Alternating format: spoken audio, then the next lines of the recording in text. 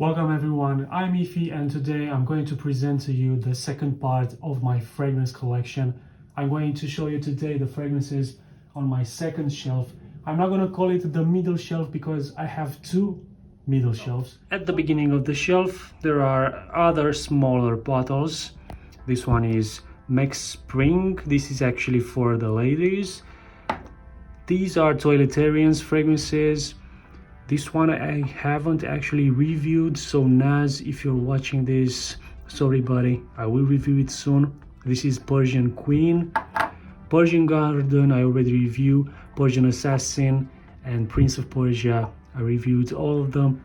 This is a decant of Le Couvent de Minime Eau de Mission. This is one of the fragrances which took part in my 10 fragrances for life video. This is Bazar pour Homme by Christian Lacroix. This is absolutely amazing for the price. This one is Coffin Lux What Green. I don't actually use this. I keep it just because it looks nice. It smells cheap and generic, but it is cheap also. It costed around £3. I don't use it. And then we have the Perfume Parlor fragrances. Remedy, which is their version of Victor Rolf Antidote, Vintage Empire, which is their version of Creed Millésime Imperial, and then Black Extreme, which is their version of Tom Ford Noir de Noir. All very good fragrances. I have lots of hidden gems on this shelf, lots of those fragrances which are unpopular but are really good, really inexpensive. And this one is one from the House of Rassasi. It comes in this presentation. I think some of you know it, some of you maybe don't know it. This is Oud Danal Wood Nashwa by Rassasi. This is one of those fecal type of ouds, so if you don't like that kind of oud, stay away from this fragrance. This is a skanky one. But if you wear it in the winter, the whiffs coming out of this fragrance are truly amazing. And also, it's a beast mode fragrance. Again, inexpensive. Not a lot of people talk about this one.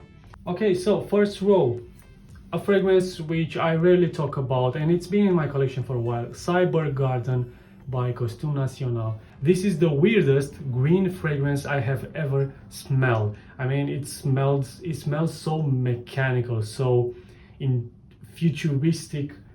Definitely not a safe scent to wear, so don't be fooled by the word garden or the fact that it inspires something green. The next fragrance is one of my secret weapons.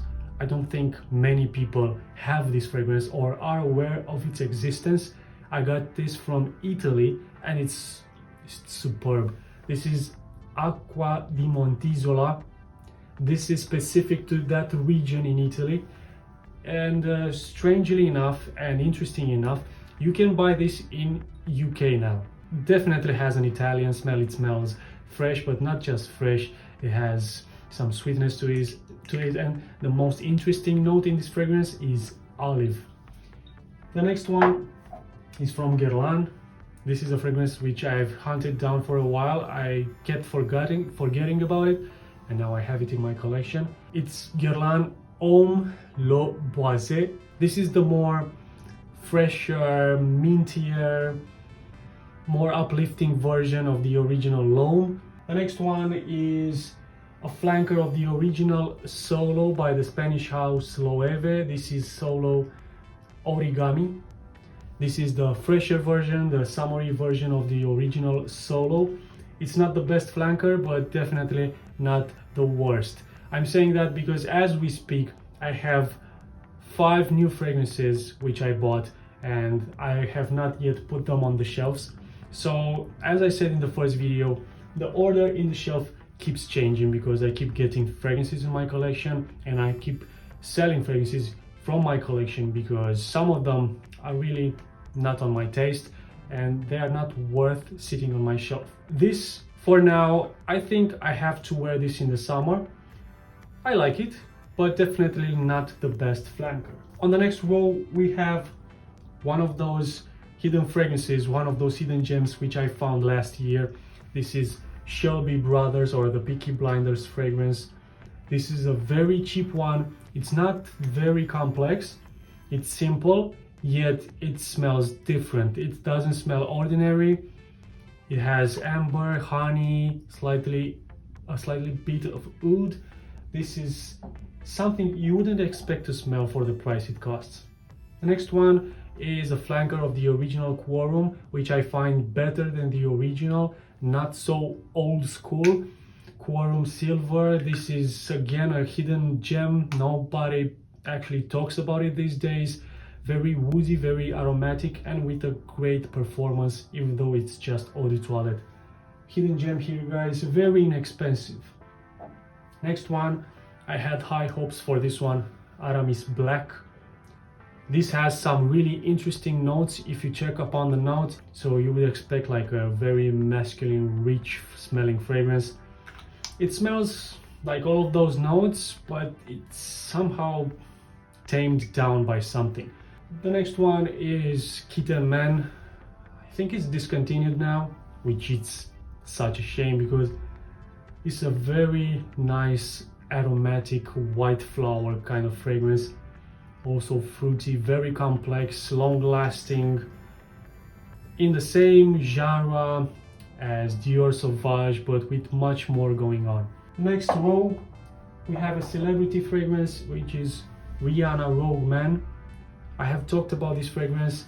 It's like a cheaper alternative to Dolce & Gabbana The One.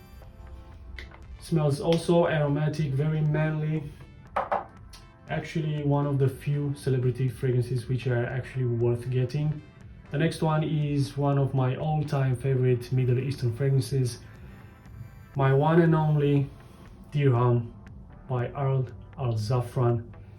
This is a very unique Middle Eastern scent.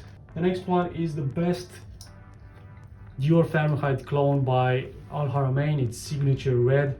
This is a new addition to my collection. I did review this with Signature Blue. Yes, it simply smells like Dior Fahrenheit with a very good performance, and it's cheaper. The next one is Jacques Bogart Pour Homme, one of the best, if not the best Jacques Bogart fragrance. A truly beast mode of a fragrance. If you haven't tried anything from this house, I recommend starting directly with this one, with the best. The next row is made out of some of my favorites, actually my favorites from this Spanish house Loewe, including the original Solo Loewe Absoluto, probably the best, not probably, the best flanker of the original Solo. I'm still with a question mark whether it's better than the actual original Solo. I think it's better, but not as versatile as that one. This one is, again, sadly discontinued, and if you do like the original Solo, I think you would love this one. The next one, speaking of it, it's actually the original Solo. I love this thing. It's a perfect blend. It's one of those 10 fragrances. It's just a masterpiece. The next one is another flanker of the original Solo. It's Loewe Solo Cedro. This one is, of course, based on more cedar, and it does smell like a very natural smelling wood, better performing. It's definitely something you should wear during the cold weather. Also, I think it's one of the best flankers, maybe top 3. The next one is one from Armaf. I have this for a long time now. I know some of you said that Armaf craze doesn't last as long as it used to last. I got this a long time ago, like I said, and this for me is one of the strongest fragrances in my collection. It smells great, it performs great. It's just one of the best Armaf fragrances still. But if you guys say it's not as beast mode as it used to be, I'll try finding a newer batch and do a comparison. The next one is Armani Code Profumo. I still think this is the best flanker. It's even better than the original. Strong, aromatic, slightly powdery sweet. It's one of the best designer fragrances in my opinion. The next one is Mutamayez by Swiss Arabian, a very unique Middle Eastern fragrance. Similar to M7 by YSL, but you know, Middle Eastern type of way. The next one is a clone of Tom Ford Tobacco Vanille by Al Haramain. This is Amber Oud Tobacco Edition. Beast Mode fragrance again from Al Haramain. This smells very festive. This is like a perfect Christmas scent.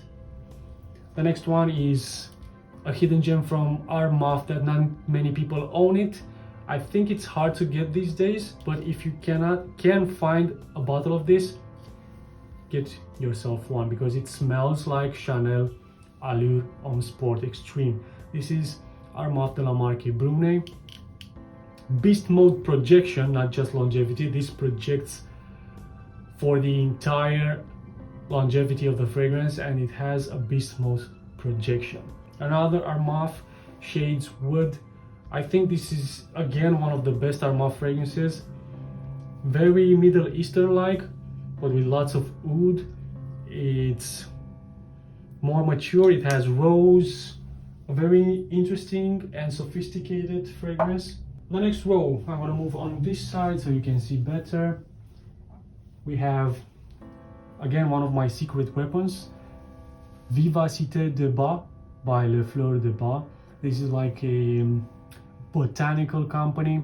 It makes more natural products, and this is one of the fragrances that smells very natural, but it has this aromatherapy effect in it. It's a very zen type of fragrance, very relaxing, calming fragrance. If you haven't tried anything from this house, again I recommend starting with this one, because I haven't tried anything else, and this one for me it's easy to digest. I think it's a pretty safe blind buy. The next, the fragrances, we have lots of Acqua di Parma fragrances. This is Ambra, actually one of my favorites from the brown bottles, dark and fresh at the same time. It has something cryptical about it, but also fresh at the same time. It's interesting combination. The next one is Leather, one of the best leather scents out there. It smells so rich and very sophisticated. Also has that dark, mysterious aspect to it, as most of the Acqua di Parma brown bottles have. The next one is Mira. It's a very warm scent. I've worn this a lot this winter. This is in the same genre as, let's say for example, Zadig & Voltaire. This is him, but this is more serious, not as sweet. The next one we have the white bottles Guerlain L'Homme Ideal Cologne. This is the lighter and more easier to wear summer version of the original L'Homme Ideal. Actually the one that I like from that line. The next one is again one of those secret weapons of mine, Black Fleece by Brooks Brothers. Again, I don't know why it's called Black Fleece and the bottle is white. This the most prominent note in this one is tea. It doesn't change too much, but this is a very pleasing outdoorsy in the summer or indoors all year round fragrance. Very inoffensive. The next one, again speaking of inoffensive, Lalique White, actually one of the most inoffensive designer fragrances. Oh, it smells so creamy and good. Lemony, lemon cream. The next one is Derby Clubhouse Blanche by Armaf. I did say I'm gonna have this in my collection always, still have it. Also creamy, also tea based. And now the black bottles, starting with Zadig & Voltaire. This is him, one of my all-time sweet, almost gourmand like fragrances. Very woodsy, very intense. This is a proper designer fragrance at a low price. Speaking of the same category, inexpensive, very nice smelling, unique yet modern, without smelling like the usual fragrances. This is Roberto Cavalli Uomo. I highly recommend this one if you want a designer fragrance at a low price, smelling great. Next one is one that I said that I would always again have it in my collection because it's really good. Armaf Club de Nuit Intense Man. No need to say anything about this one. It smells great. Great performance. Next we have English Blazer Original. Not many people know about this one. This is it has a lot of history. It went through a lot of changes of brand, of manufacturer. This is like again a very easy introduction into aromatic fougere type of fragrances. The next one is Zeno by Davidoff, one of the best Davidoff fragrances alongside Cool Water, actually the two best Davidoff fragrances.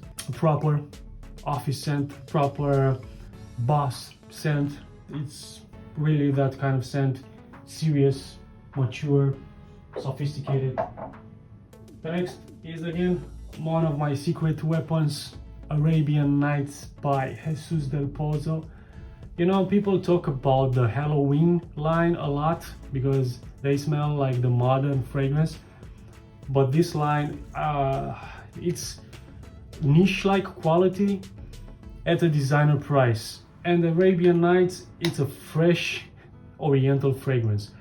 Has a lot of saffron, which makes it a fresh, spicy oriental fragrance. It's actually one of the oriental fragrances, the few ones that can be worn during the summer. I'm looking forward to wearing that one in the summer. I love it. The next one is from Al Haramain. From the portfolio line, this is Neroli Canvas. This is a clone of Tom Ford Neroli Portofino, but much more intense. This is actually not a safe fragrance to be worn during the summer, so if you get this one, wear it during spring or fall. Even though the scent itself, the scent profile should be like a summer holiday scent, but it's too strong. Again, one of the hidden treasures, not my discovery, but not many people talk about it yet. They have to. JS Exteman, a more herbal, earthier opening than Dior Homme Intense, but tries down to something similar to Dior Homme Intense without being a clone, because this was released again before Dior Homme Intense. Inexpensive, by the way, very inexpensive, that one. The next one is a very popular, actually I think this one, Oud 24 Hours, was the fragrance with which the house of Arnald Zafra became famous. A clone of Tom Ford Black Orchid at a very low price, of course. It's a very good one actually. And last two rows, these are incomplete rows and the bottles are not that good looking in the back right here. That's why they are kept back there.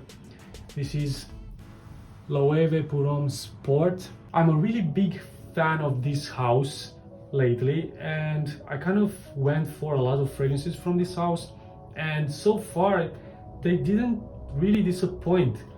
And I'm going to discuss this house more because again, not many people talk about it, and it's pretty much being available everywhere. I don't know why people don't talk about it. This is a sporty, a classic, not classic, but the traditional sport fragrance with a better quality, because this house makes like a higher quality designer fragrances. The next one is a Mercedes fragrance, which I think should also get more attention. This is Addictive Oriental, created by Alberto Morillas. You know, when saying Alberto Morillas, you think the fragrance should be great, but not always fragrances that are created by very popular perfumers are that great. This one is great though. This is indeed Oriental, and I would say if you like fragrances that like Victor Rolf Antidote, this should make a great alternative. That one, the first one, being discontinued.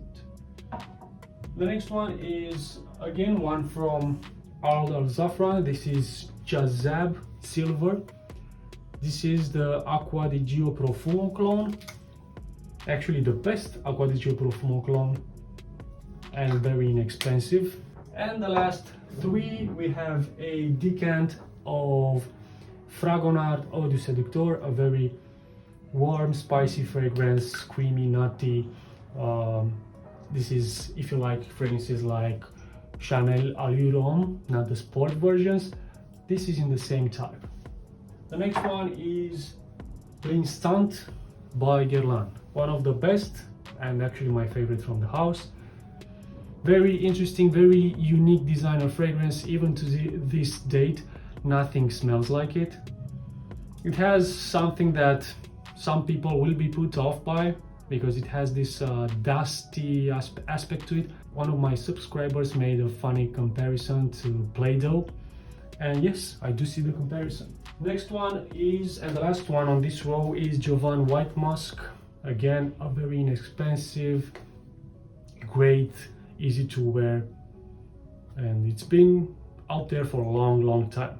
Very easy to wear. Again, White Musk, it's just one of the best inexpensive fragrances out there, guys. I highly recommend this. Every time I have the opportunity to say it, I say it. Give this fragrance a try, it's so inexpensive. So that was it. I hope you enjoyed this shelf. Lots of my best fragrances are on this shelf. If you own any of these fragrances, as always, do leave comments below with your opinion on them and your opinion on fragrances in general. And what can I say? Until the next video, until part 3 of this series, you just keep smelling great.